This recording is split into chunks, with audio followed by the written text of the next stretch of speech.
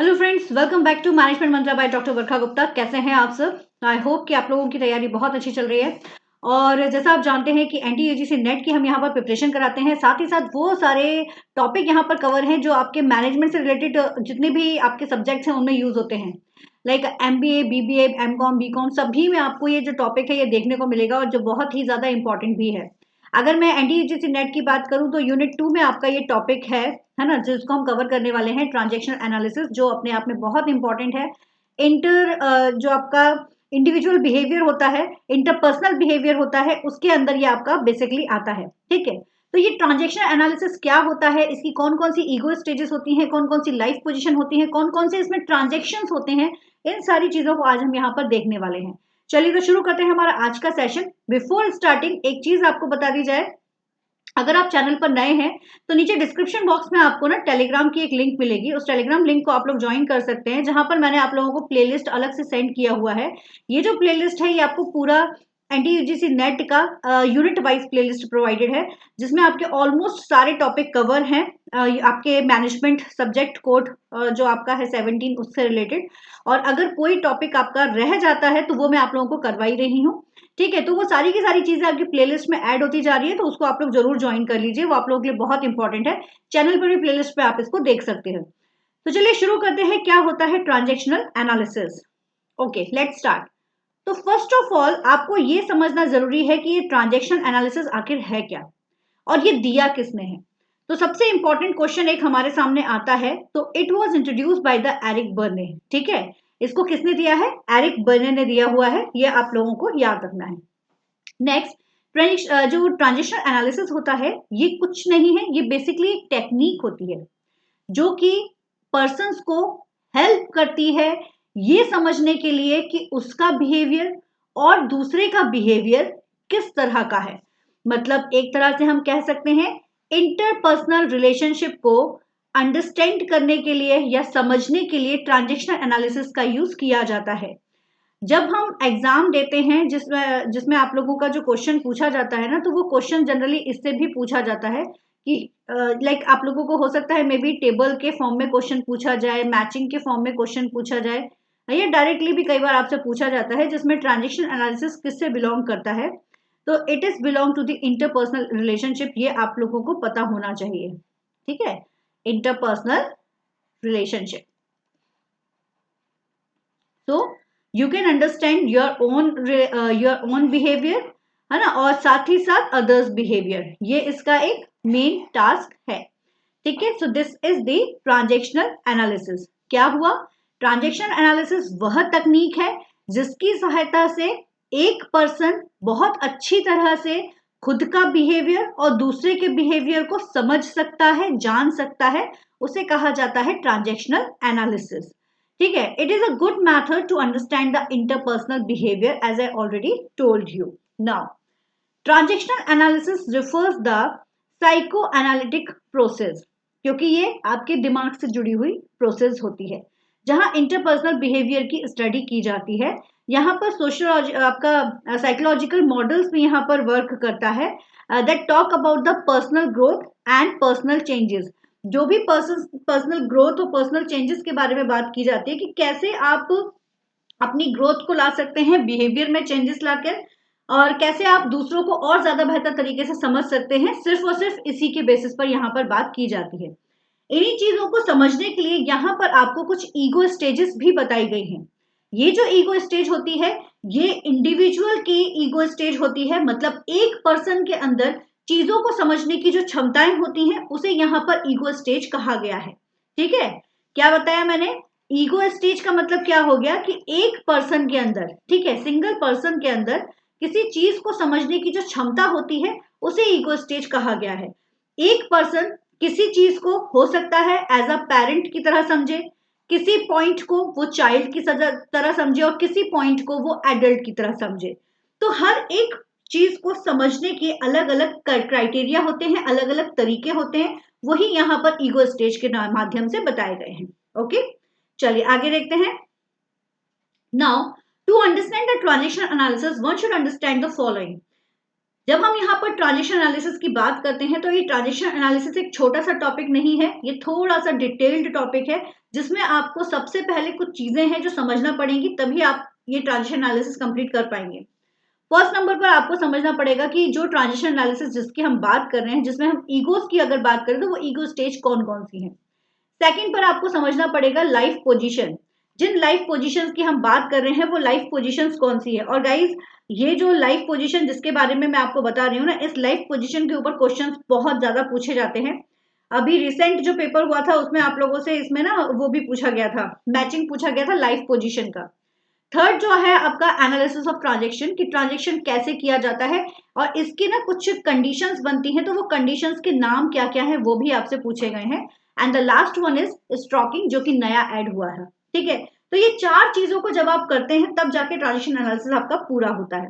पहली चीज याद हो गई, पहला तो आपको ये पता होना चाहिए ट्रांजेक्शन एनालिसिस होता क्या है, इसके अंदर क्या क्या आता है। तो ego stage, life position, analysis of transaction and stalking, ये चारों चीजें इसके अंदर आती हैं। Now, firstly, let's talk about the ego stage. तो ego stage, it represents the person's way of thinking, feeling and behaving.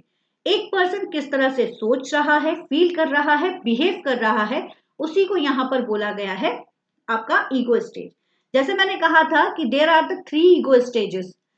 हर किसी के अंदर, एवरीवन, हर किसी के अंदर 3 तरह की ईगो स्टेजेस आपको मिलेंगी।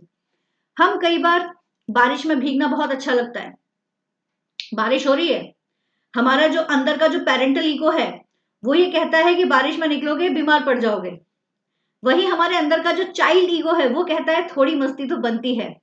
वही अगर एडल्ट ईगो की मैं बात करूं तो वो कहता है कि भाई ठीक है, कोई बात नहीं, मेडिसिन लेके हम चीजों को बैलेंस कर सकते हैं।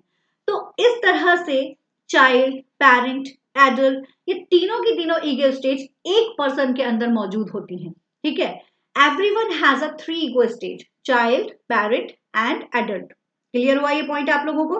ठीक है, और इसमें कोई भी लाइक ये जो बिहेवियर है पर्सन्स का, वो पर्सन्स के बिहेवियर को बात यहां पर की जा रही है, उसके एज से इसका कोई लिंक नहीं है ना, उसके एज से इसका कोई लिंक नहीं है। एक 60 साल का जो बूढ़ा इंसान है उसे भी मस्ती करना पसंद है, वो बच्चों के साथ फुटबॉल खेलता है, वो बच्चों के साथ क्रिकेट खेलता है, उसे भी अलग अलग तरह की क्रिएटिविटी करना पसंद होती है। उसके अंदर का जो बच्चा है वो हमेशा से जगा हुआ रहता है। तो इट डजेंट मीन कि एक एज का इसके ऊपर कोई फर्क पड़ता है। एज डजेंट मैटर, यहां पर पर्सन के बिहेवियर मैटर करता है कि पर्सन का बिहेवियर किस तरह से हो रहा है। ठीक है, तो only on we are talking about the behaviour, क्योंकि आप बिहेवियर के बेसिस पर ही चीजों को समझते हैं। अब अगर हम बात करते हैं चाइल्ड ईगो स्टेज की, ठीक है, तो ये जो चाइल्ड ईगो स्टेज होता है, चाइल्ड बिहेवियर रिफ्लेक्ट करता है पर्सन जो कम्युनिकेट कर रहा है या कोई बात करना चाह रहा है, तो उसमें आपकी खुशी, दुख, frustration, curiosity, each and everything यहाँ पर मौजूद होती है, और वो जस्ट एज अ चिल्ड्रन की तरह होती है, और वो चीजों को सीखता भी एज अ चिल्ड्रन की तरह ही है। जैसे कि फॉर एग्जाम्पल यहाँ पर आपके ना चिल्ड्रंस कैन बी, लाइक अगर मैं बात करूं कि आप जब कोई भी इमीडिएट एक्शन लेते हो या इमीडिएट सेटिस्फेक्शन आपको जब मिलता है, तो इट्स लाइक अ चाइल्ड एगो, क्योंकि चाइल्ड जो ईगो होता है, सॉरी, उसमें ज्यादातर यही सारी चीजें होती हैं। जैसे कि जो चाइल्ड है आपका, इसमें आपकी 3 तरह की चीजें आ जाएंगी। एक होता है नेचुरल चाइल्ड, एक एडेप्टिव चाइल्ड और एक आपका रिबेलियस चाइल्ड। ठीक है, अभी आपको ना ये नाम याद करने पड़ेंगे, चाहे आप थ्योरी पेपर दे रहे हो चाहे आप ऑब्जेक्टिव दे रहे हो, ये नाम आप लोगों को याद होने चाहिए। ठीक है, तो चाइल्ड ईगो स्टेज में 3 टाइप्स होते हैं, natural child, adaptive child and rebellious child.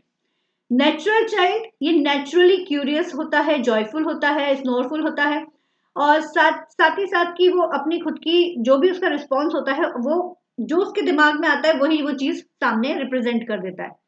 ये हो गई आपकी child ego stage. Natural, natural. Adaptive, जो अडेप्टिव चाइल्ड होता है, he reflect the way of his parent want him to react. ये सीखता है चीजों, है ना, ये चीजों को क्या करता है, सीखता है। He is train to act. जैसे किसी पर्सन को सिखाया जाता है कि अगर ऐसी कोई सिचुएशन आ जाए तो तुमको इस तरह से रिएक्ट करना है, तो ये वाले जो चाइल्ड ईगो होता है ये यही होता है, अडेप्टिव, जो चीजों को अडॉप्ट करता है। जैसे कि पेरेंट्स ने सिखाया हुआ है कि अगर कोई बड़ा आपके घर में आता है तो आपको उसको आदर करना है, तो वही सेम चीज यहाँ पर भी हो रही है कि हमारे अंदर ऑलरेडी कुछ चीजें क्रिएट होती हैं, हम किसी चीज को सीखते हैं या हमको ट्रेंड किया जाता है उसके लिए, तो that is the adaptive child. एक होता है रिबेलियस चाइल्ड। ये जो रिबेलियस चाइल्ड होता है ये ही has the experience of fear, frustration, anger.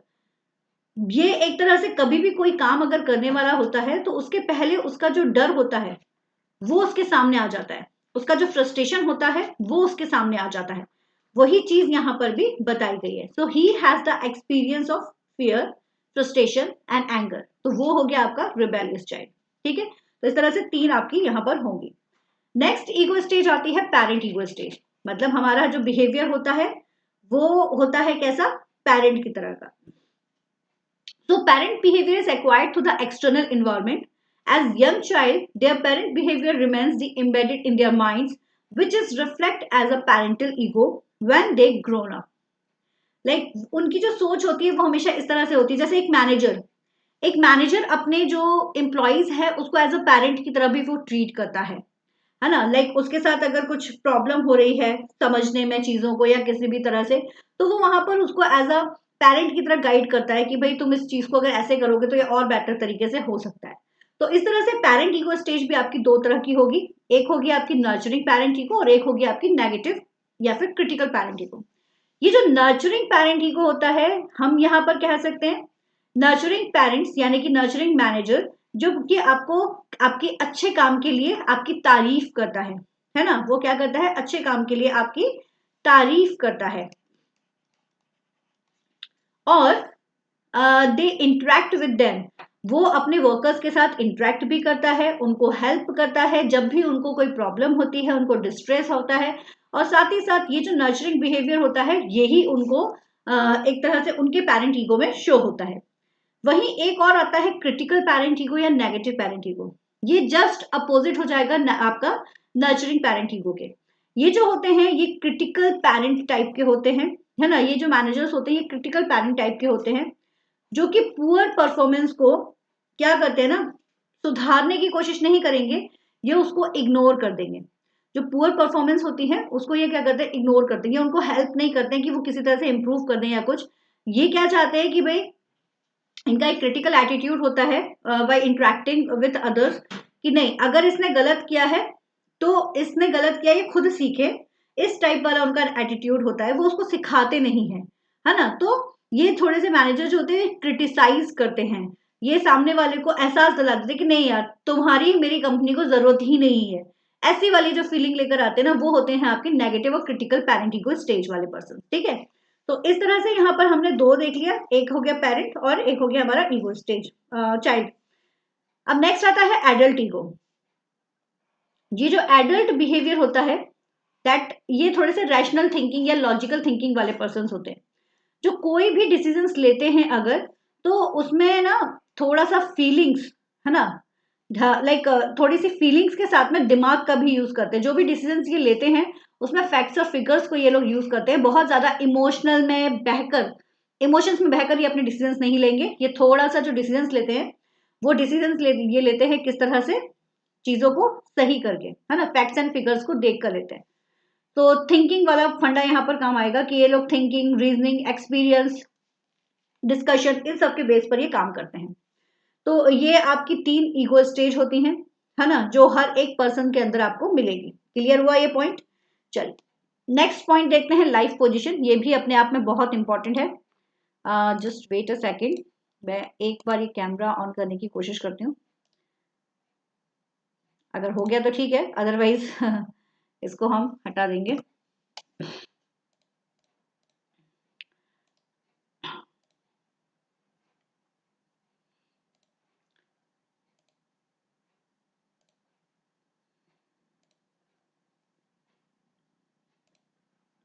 Okay चलिए, तो नेक्स्ट जो हमारा पॉइंट आ रहा है this is related to the life position, है ना। ये किससे रिलेटेड है? Life position. Life positions that means कि किस सिचुएशन में कौन किस तरह से रिएक्ट कर रहा है उसके बारे में यहाँ पर बात बताई गई है। तो यहाँ पर भी आपके पर्सन्स के बिहेवियर जो रहता है वो डिफरेंट कैटेगरीज में डिवाइड किया गया है। तो ये लाइफ पोजिशंस है, I am okay, you are okay, I am okay, you are not okay, I am not okay, you are okay, I am not okay, you are not okay. Simple है, बच्चे इसमें बहुत ज्यादा confuse होते हैं, लेकिन मैं आपको एक डायग्राम बता रही हूँ, उससे आपको ये बहुत अच्छे से याद हो जाएगा। ये डायग्राम, ये जो डायग्राम है इसमें देख लो, ये जो ऊपर वाला फंडा है ना, ये यू का है और दिस इज दी आई, है ना। जो स्ट्रेट जा रहा है मतलब जो खड़ा है आई है ना, ऐसे आप याद कर लो, इस तरह से भी याद कर सकते हो।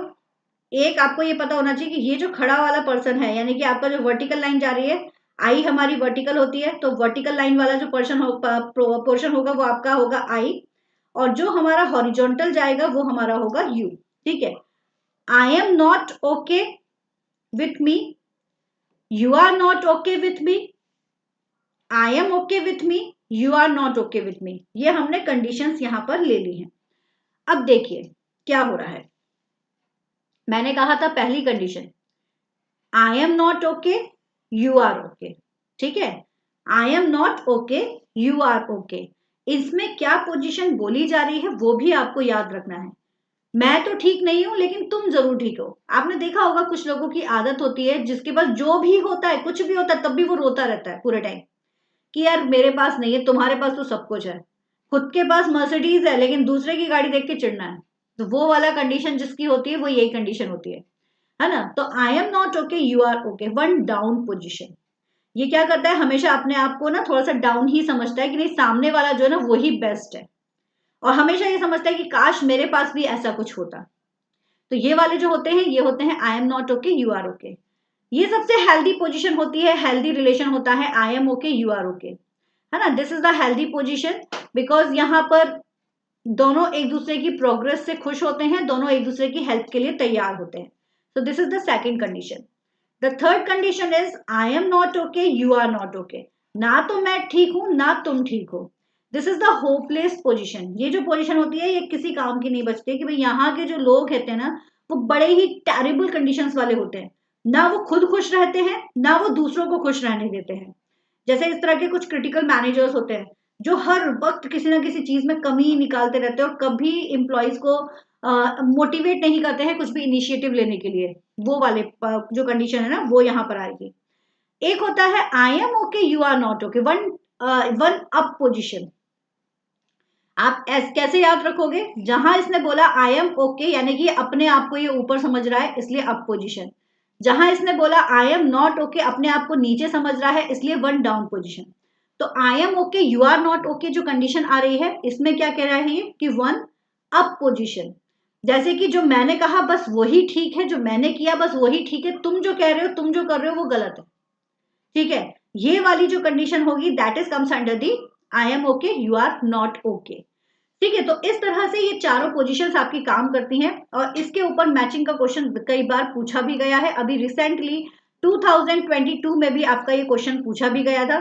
ठीक है, तो इसमें आपको ये कंडीशंस और यहाँ पर इनका जो रिलेशंस है ना वो आप लोगों को दिया जा सकता है, तो इसलिए इसको अच्छे से याद करना जरूरी है। अब नेक्स्ट आपका आता है एनालिसिस ऑफ ट्रांजेक्शन। ठीक है, नेक्स्ट आपका क्या आ रहा है, एनालिसिस ऑफ ट्रांजेक्शन। यहां पर भी आपकी तीन कंडीशंस आएंगी। ठीक है, when two person interact and communicate with each others, तो यहाँ पर कुछ ट्रांजेक्शन्स होते हैं इनके बीच में जब वो एक दूसरे से बात करते हैं डिफरेंट ईगो स्टेजेस में। तो ईगो स्टेजेस के बेसिस पर आपके तीन ट्रांजेक्शन्स आएंगे, इनके नाम आपको याद होने चाहिए, कंप्लीमेंट्री या ओपन ट्रांजेक्शन्स, नॉन कंप्लीमेंट्री या क्रॉस ट्रांजेक्शन्स, या फिर अल्टेरियर। ठीक है, अब ये क्या क्या होते हैं। कंप्लीमेंट्री ट्रांजेक्शन्स का मतलब होता है यहाँ पर कि जैसा हमने कहा इसको हम एक तरह से पैरेलल ट्रांजेक्शन भी कहते हैं। ठीक है, ये हमारा पैरेलल ट्रांजेक्शन्स भी होता है जिसमें जिस ईगो स्टेज में आपने पूछा है उसी ईगो स्टेज से आपको आंसर मिल रहा है। जैसे ये है हमारे मैनेजर साहब और ये है हमारे एम्प्लॉय। एक एम्प्लॉय ऑफिस में लेट आया। ठीक है, ये एम्प्लॉय जो है वो ऑफिस में लेट आया। इसने थोड़ा सा लाइक जो पेरेंट है तो पेरेंट के हिसाब से पेरेंट ईगो स्टेज में पूछा कि व्हाई यू आर लेट, थोड़ा कंसर्न बिहेवियर के साथ पूछा। ठीक है, तो इसने भी बहुत ही एडल्ट वे में, यानी कि बिल्कुल फैक्ट्स एंड फिगर्स के साथ में रिप्लाई किया, बिल्कुल लॉजिकल और रैशनल के साथ में रिप्लाई किया कि due to that particular reasons he is late. ठीक है, किस वजह से वो लेट हुआ, उसने पर्टिकुलर रीजन वहां पर आपको शो किया हुआ है। तो जिस ईगो स्टेज को ध्यान में रखकर इन्होंने क्वेश्चन पूछा था, उसी ईगो स्टेज को के अकॉर्डिंग यहाँ से उनको रिप्लाई मिला। So that is the parallel transaction। ठीक है, complementary transactions, parallel transaction। वही होता है क्रॉस ट्रांजेक्शन, ये नॉन पैरेलल होता है। यहाँ जो ईगो स्टेज होती है वो जैसा पूछा वैसा रिस्पॉन्स नहीं मिलता है। ठीक है, अब जैसे कि सेम कंडीशन मैनेजर ने पूछा कि और चाहते थे कि उन्हें जो आंसर्स मिले वो उन्होंने एज अ पेरेंट की तरह पूछा है कि, और वो चाहते हैं कि आंसर भी उनको किस तरह से मिले कि एक मैच्योर पर्सन से वो पूछ रहे हैं, एक एडल्ट ईगो स्टेज को से आंसर मिलने वाला है उन्हें, इस तरीके से उन्होंने पूछा। लेकिन ये जो एडल्ट वाला है उसने क्या समझा कि मैनेजर जो है वो उसको मैं ऐसा जवाब दूं कि जैसे वो मेरे मेरे एडल्ट ईगो में ही बिलीव कर रहा है। ठीक है ना, तो इसने अपने एडल्ट ईगो के हिसाब से आंसर किया, है ना। तो इसने लाइक रैशनल तर्क संगत तो आंसर किया, लेकिन इसने पेरेंट ईगो को ध्यान में ना रखकर अपने तरीके से आंसर कर दिया। तो इस तरह की जो चीजें होती हैं वहां पर आपका क्रॉस ट्रांजेक्शन हो जाता है। आप ऐसे भी समझ सकते हो कि आप बड़े हो, आप चाहते थे कि आपको लाइक जैसे फॉर एग्जांपल ये मैनेजर है और ये उसका एम्प्लॉय है।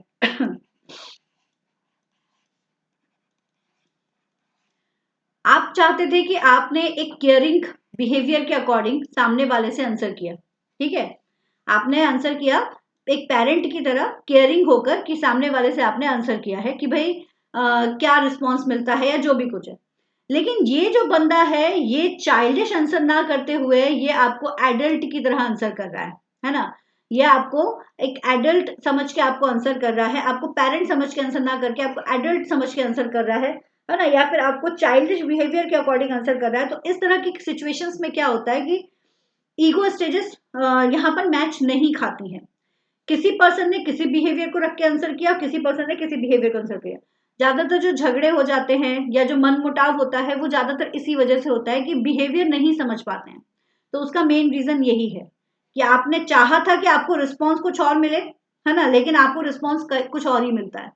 तो वो जस्ट बिकॉज ऑफ अंडरस्टैंडिंग और हमारा जो ईगो स्टेज है उसके बेस पर ये चीजें होती हैं।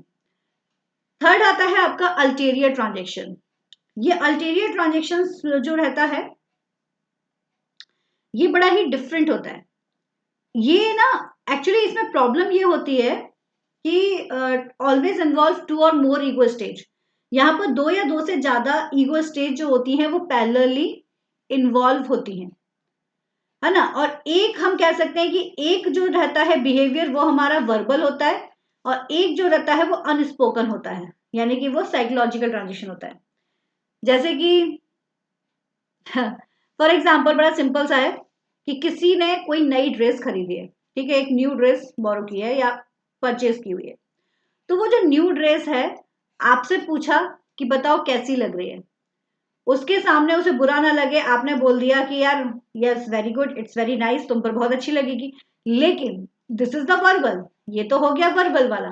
वही अंदर ही अंदर सोच रहे हो यार क्या उठा के ले आते हैं, कुछ भी उठा कर ले आते हो, है ना। ऐसी वाली जो कंडीशन है जो अनस्पोकन है, बोले यार ये तो बिल्कुल ही अच्छी नहीं लग रही है, पता नहीं कैसे लेकर आ जाते हो। तो कुछ चीजें जो है वो आपने वर्बल बोली है, लेकिन कुछ चीजें जो है वो अनस्पोकन है जो आपके माइंड में चल रही है।